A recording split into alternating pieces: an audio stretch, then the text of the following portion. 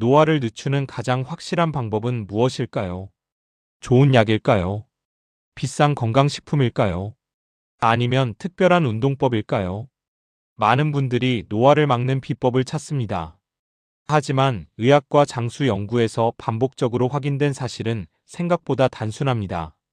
노화를 늦추는 가장 확실한 방법은 생활 습관을 바꾸는 것입니다. 그리고 그 중심에는 근육과 혈관, 그리고 염증 관리가 있습니다. 나이가 들면 가장 먼저 줄어드는 것이 근육입니다. 40대 이후부터는 매년 근육량이 조금씩 감소합니다. 근육이 줄어들면 기초대사량이 떨어지고 혈당 조절 능력도 약해집니다. 그러면 체지방이 늘고 염증이 증가하고 결국 노화가 빨라집니다. 근육은 단순히 힘을 쓰는 조직이 아닙니다. 근육은 우리 몸에서 가장 큰 내분비 기관입니다. 근육이 움직이면 몸 안에서 항염 물질이 분비됩니다. 혈당이 안정되고 혈관이 유연해집니다. 뇌로 가는 혈류도 좋아집니다. 그래서 걷기만 꾸준히 해도 기억력 저하 속도가 늦어질 수 있습니다. 특히 60세 이후에는 근육이 줄어드는 속도가 더 빨라집니다. 이때 아무것도 하지 않으면 10년 안에 체력 차이가 크게 벌어집니다. 같은 나이인데도 어떤 분은 계단을 가볍게 오르고 어떤 분은 평지 걷기도 힘들어집니다. 그 차이는 타고난 유전보다 생활 습관에서 나옵니다. 노화를 늦추는 첫 번째 핵심은 매일 몸을 사용하는 것입니다. 거창한 운동이 아닙니다. 하루 30분 빠르게 걷기, 계단 이용하기, 앉아있는 시간을 줄이기. 이 작은 습관이 혈관 나이를 결정합니다. 혈관은 나이보다 먼저 늙습니다. 혈관이 딱딱해지면 혈압이 오르고 심장 부담이 커지고 뇌혈관 질환 위험이 올라갑니다. 그런데 규칙적인 유산소 운동은 혈관을 부드럽게 유지해줍니다. 혈류가 좋아지면 산소와 영양이 세포까지 잘 전달됩니다. 이것이 바로 노화 속도를 늦추는 구조입니다. 두 번째 핵심은 단백질 섭취입니다. 많은 시니어 분들이 고기를 줄이고 채소 위주로 식사합니다. 채소는 매우 중요합니다. 하지만 근육을 유지하려면 충분한 단백질이 필요합니다. 나이가 들수록 단백질 흡수율이 떨어집니다. 그래서 오히려 더 신경 써야 합니다. 하루 3끼 중 최소 2끼에는 단백질이 포함되어야 합니다. 계란, 두부, 생선, 콩, 살코기, 닭가슴살 같은 음식이 좋습니다. 근육이 유지되어야 낙상 위험이 줄어들고 기초대사량이 유지되고 혈당도 안정됩니다. 세 번째 핵심은 만성염증을 낮추는 식사입니다. 노화는 결국 염증의 축적입니다. 기름진 음식, 과도한 당분, 가공식품 위주의 식사는 염증을 높입니다. 반대로 제철 채소, 등푸른 생선, 견과류, 올리브유 같은 식품은 염증을 낮추는데 도움을 줍니다. 특히 등푸른 생선에 들어있는 오메가3 지방산은 혈관 건강과 뇌 건강에 도움을 줍니다. 일주일에 2번 정도는 생선을 섭취하는 것이 좋습니다. 수면도 매우 중요합니다. 잠을 깊이 자지 못하면 스트레스 호르몬이 증가합니다. 스트레스 호르몬이 높아지면 염증이 증가하고 혈당이 오르고 체지방이 쌓입니다. 결국 노화 속도가 빨라집니다. 하루 7시간 전후의 숙면을 유지하는 것이 좋습니다. 잠들기 전 스마트폰 사용을 줄이고 일정한 시간에 자고 일어나는 습관이 필요합니다. 스트레스 관리 역시 노화와 직접 연결됩니다. 만성 스트레스는 면역력을 떨어뜨립니다.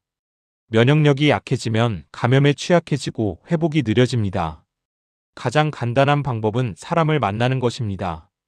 대화는 뇌를 자극하고 감정을 안정시킵니다. 웃음은 면역세포를 활성화시킵니다. 실제로 사회적 관계가 활발한 사람이 더 오래 건강하게 사는 경향이 있습니다. 정리하면 노화를 늦추는 가장 확실한 방법은 4가지입니다.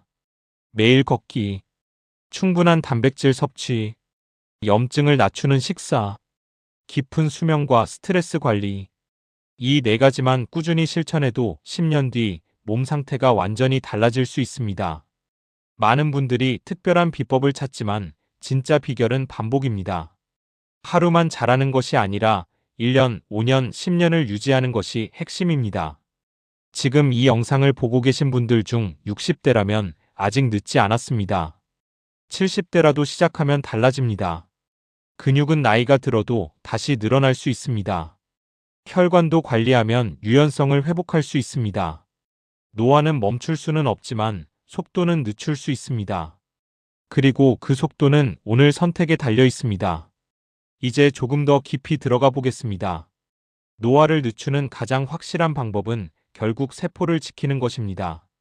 세포가 손상되는 속도를 늦추고 회복 능력을 높이는 것이 핵심입니다.